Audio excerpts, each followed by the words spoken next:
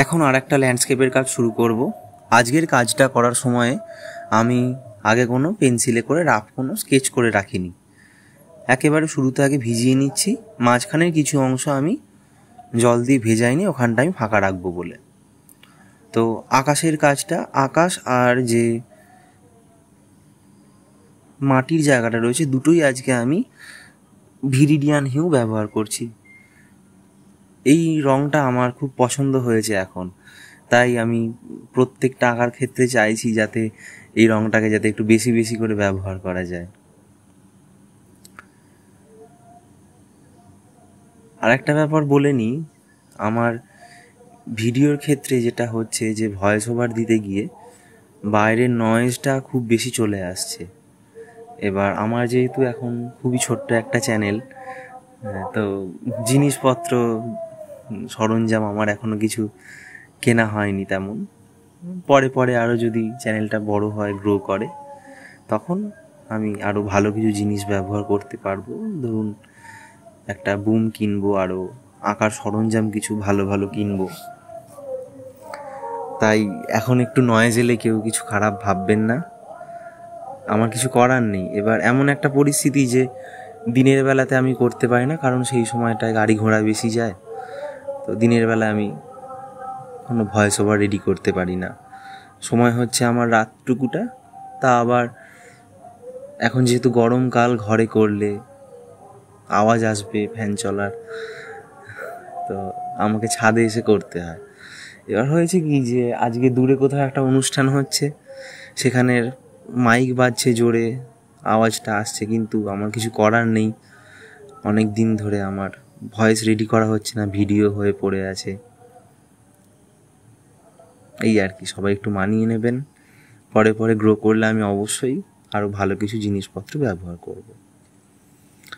তো এবার ফেরা যাক আঁকার কথায়, যেটা যে আমি মাঝখানে সাদা অংশটা ছেড়েছিলাম, ওই জায়গাটায় আমি জল দেখাবো বলে ওখানটা আমি জায়গাটা ছেড়েছিলাম। এইবার আমি নৌকার কাজগুলো করে নিচ্ছি। নৌকার কাজগুলো করার ক্ষেত্রেও আমি খুব পাতলা রং ব্যবহার করেছি, খুব যে মোটা রং করেছি সেরকম নয়। আর নৌকার ছায়াগুলো করেছি হালকা হালকা করেই।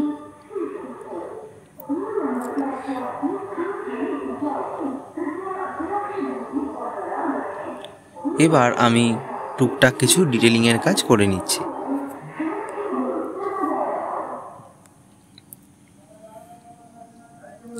ডিটেলিংয়ের কাজগুলো করার সময় আমি একটু মোটা রং ব্যবহার করছি, যাতে আমার কাজটা একটু ফোটে।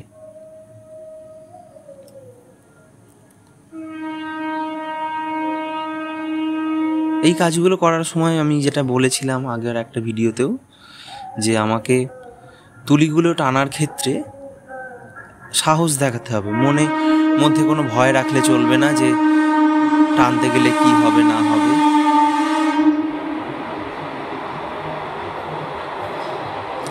তো সেক্ষেত্রে আমাকে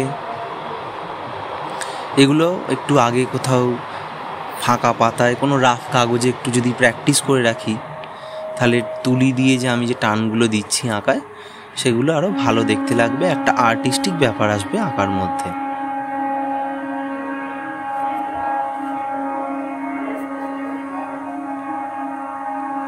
এইবার আমি নৌকার আশেপাশে কিছু মানুষ দেখাতে চাইছি। সেই ফিগারগুলো করার জন্যে আমি হলুদ, লাল এরকম কিছু ভাইব্রেন্ট কালার ব্যবহার করব, যাতে সেই ফিগারগুলোকে আমি ফুটিয়ে তুলতে পারি।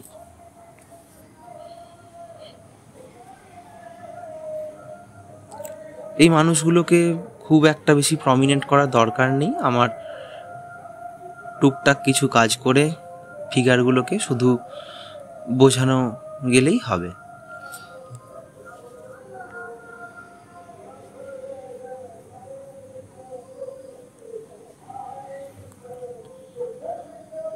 রং যে মেশানোর ব্যাপারটা বা তুলিতে নিজের কাজটাকে আরও ভালো করে ফোটানোর জন্য এরকম কিছু সহজ ল্যান্ডস্কেপ আমরা যদি প্র্যাকটিস করি, তাহলে সেটা জল রং শেখার ক্ষেত্রে খুব উপকারী।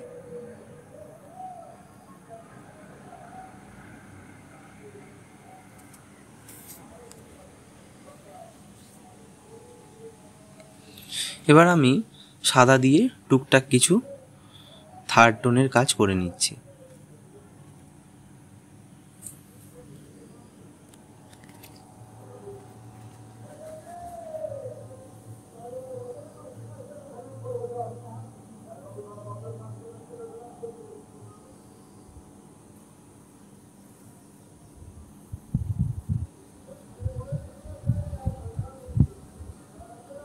এই সূক্ষ্ম সূক্ষ্ম কাজগুলো করার ক্ষেত্রে আমি কিছু কিছু ক্ষেত্রে তুলিটাকে খুব কাছে ধরে, আবার কিছু ক্ষেত্রে যেখানে আমার স্ট্রেট লাইন বা একটু কার্ভ কিছু লাইনের দরকার পড়ে, সেগুলো আমি তুলিটাকে একটু উঁচুতে ধরে, একটু দূরে ধরে ব্যবহার করতে পারি। তো আজকের ভিডিও এই পর্যন্তই, দেখা হচ্ছে আবার পরের ভিডিও।